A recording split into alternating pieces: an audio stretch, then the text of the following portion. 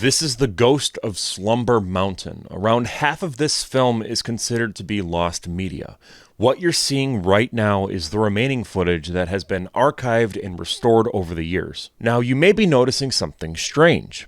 There's no sound. These are monsters without a voice, and while that doesn't detract from the film itself, especially considering that it's almost 100 years old, it shows just how important sound design is in the realm of giant monster movies. While this video may briefly touch upon non-kaiju monster movies to provide context and contrast, the primary focus of today is on the evolution of sound design within the realm of kaiju films. Kaiju, a Japanese term meaning strange beast or giant monster, represents a distinct subgenre within monster cinema. It emphasizes colossal creatures wreaking havoc on cities and landscapes.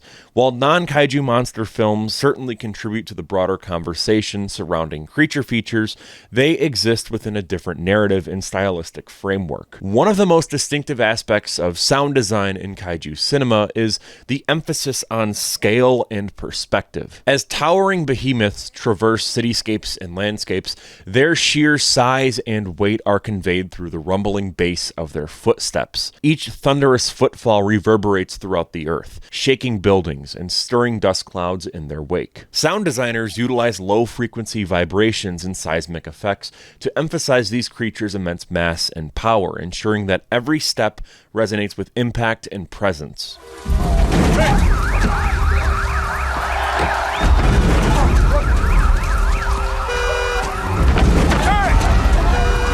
After all, the very first thing you actually hear in Godzilla 1954 is his footsteps.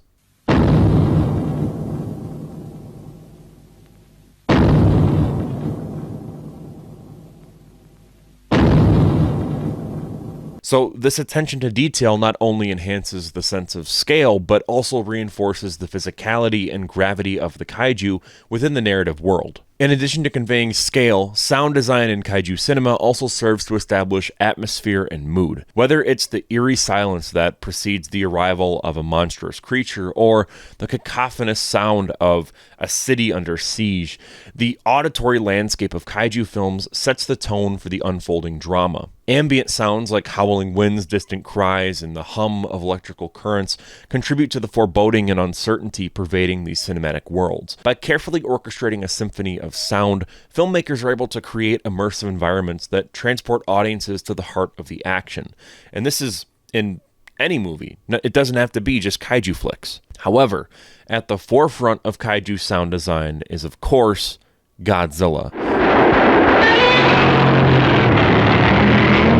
Since its inception in the 1954 classic directed by Ishiro Honda, Godzilla's distinctive roar has become synonymous with the genre itself. Created by composer Akira Ifukube, the original roar was produced by rubbing a resin-coated leather glove across the strings of a double bass. This technique resulted in a deep, resonant sound with a distinct otherworldly quality. Godzilla's roar has evolved over the years, adapting to different character iterations and reflecting the advancements in sound technology. However, its fundamental essence remained intact. Many films in the franchise just outright reuse the original roar from 1954. The roar is instantly recognizable and will forever be intertwined with the character. Anytime the character is being parodied, it will be accompanied by its iconic roar. Folks, we're experiencing some moderate Godzilla-related turbulence at this time, so I'm going to go ahead and ask you to put your seatbelts back on. Ifukube's innovative approach to sound design established a sonic identity for Godzilla and set a precedent for future kaiju films to follow. Another vital aspect of Godzilla's sound design is, of course, the atomic breath. Now, my two favorite examples of this are Shin Godzilla and the legendary Godzilla.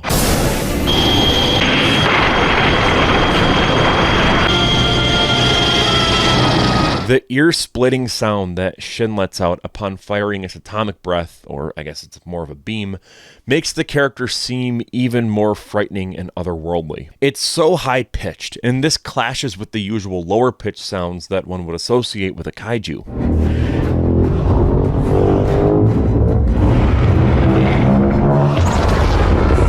The legendary Godzilla has a unique sound as well, but Really, it's when it starts powering up its atomic breath. It honestly gives me chills every time I hear it. Seriously, I will never forget watching the 2014 film in theaters and getting hyped up when hearing the atomic breath start charging for the very first time.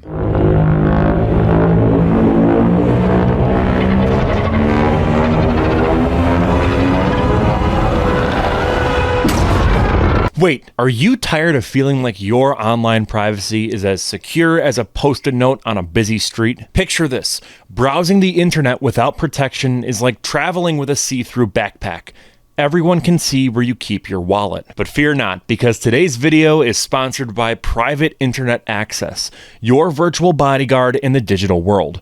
So, what exactly is a VPN? Well, it's a lot like a cloak of invisibility for your internet connection. With Private Internet Access, your IP address is hidden and your online activity is encrypted through a secure tunnel, shielding you from prying eyes and data thieves. Think about those public Wi-Fi networks at airports or coffee shops.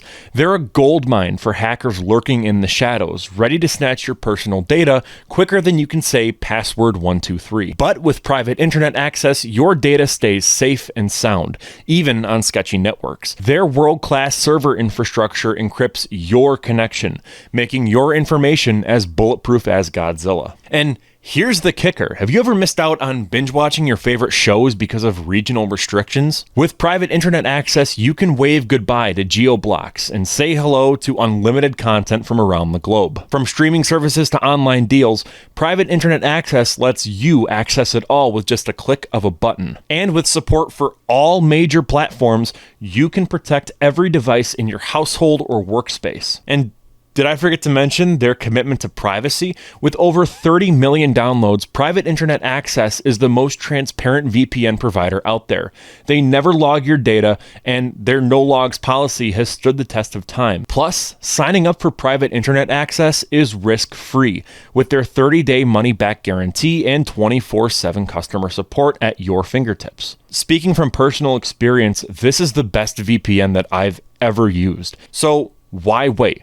Protect your digital life today with Private Internet Access. You can use my referral code www.piavpn.com/firewood to get 83% off Private Internet Access with 4 months free. You heard that right. 4 months free. Remember, when it comes to your privacy, don't leave it to chance. Choose Private Internet Access. 2 years after the release of Ishiro Honda's Godzilla, another film made by the same production company, Toho, was released in Japanese cinemas, and it was titled Rodan. The film is about the emergence of giant prehistoric creatures, particularly the titular Rodan, as they wreak havoc across Japan. A fusion of bird-like screeches and the thunderous roar of jet engines were used to make this roar.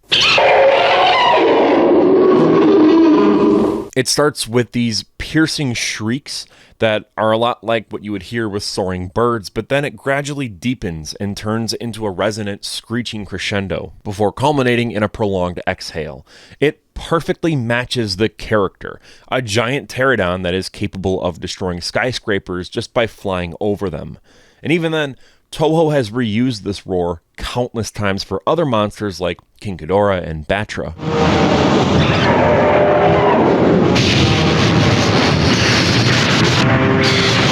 Another unique sound that I've always appreciated is Ultraman from the 1966 television show of the same name. Created by Eiji Tsuburaya, Ultraman introduced audiences to the futuristic battles between Earth's defense team and monstrous invaders from space. It's a monster of the week type show, with there being really unique kaijus for Ultraman to fight every episode. Honestly, some are really out there, but I love it. However, I've always adored Ultraman's oddly human sounds during his clashes with other kaiju. It helps remind the audience that Ultraman isn't a mech or a robot, but rather an alien organism. 1975's Terror of Mechagodzilla introduces a kaiju known as Titanosaurus, which has one of the most unique roars that I think I've ever heard.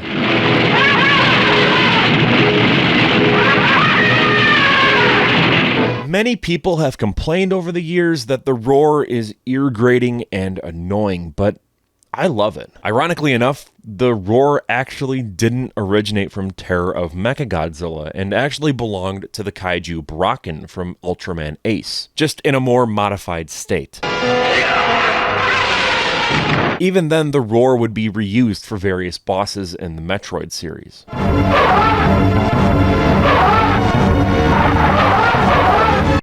As the kaiju genre evolved over the decades, so did the sound design techniques used to bring these creatures to life. With advancements in recording technology and digital manipulation, filmmakers gained new tools to create more dynamic and immersive soundscapes. The roars of the monsters became more than just auditory cues. They became visceral experiences that conveyed these creatures' immense power and ferocity. In American films like Pacific Rim and Cloverfield, sound designers employed a combination of animal vocalizations, synthesized effects, and audio processing techniques to craft roars that reverberate with primal force and intensity. Ironically enough, the utilization of animal vocalizations is a practice that has been done as far back as the 1933 film King Kong.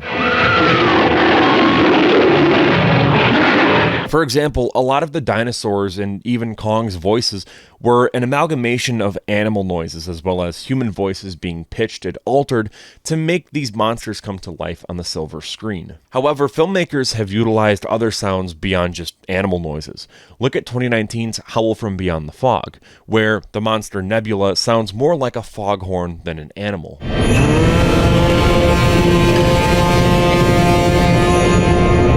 By the way, if you want to hear more about that movie, I already made a video on it, which you can check out right there, one of the cards. You can hit that, go check it out. One of the critical functions of kaiju roars is their ability to establish a sense of scale and presence within the film's narrative. The deafening roar of a towering monster is a constant reminder of its overwhelming size and power, instilling a sense of awe and dread in both the characters on screen as well as the audience watching in the theater. The iconic roar of Godzilla, for example, is often used as a harbinger of destruction, signaling the imminent arrival of the creature and the chaos that follows in its wake. In this way, the roar becomes more than just a sound effect. It becomes a narrative device that shapes the tone and pacing of the film. I think while making this video, it became very much evident that the future of this art form holds boundless potential for innovation and creativity. The iconic roars that have defined characters like Godzilla and Rodan and Ultraman and even Gamera, which I didn't even mention in this video, but like, come on, Gamera's roar is so iconic and memorable.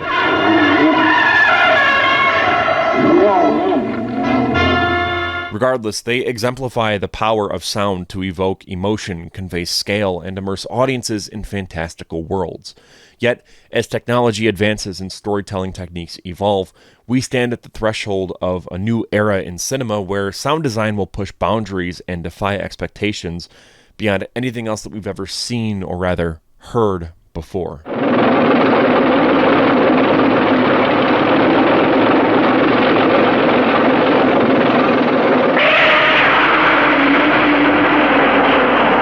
Hi, I'm Cole McCormick, and I run this YouTube channel here, Firewind Media. I just want to say thank you so much for checking out this video. We've got tons of other kaiju-related videos, as well as just basic video essays just like these. Throughout the month of March, I'll be reviewing every single American Godzilla movie, plus Kong Skull Island, as a way of getting ready for Godzilla x Kong: The New Empire. Once that movie releases, I'll be putting out a video talking about it and giving my thoughts on that. So if that interests you, stay tuned. But with that all out of the way, I just want to say thank you so much for watching, and I'll see you in the next one.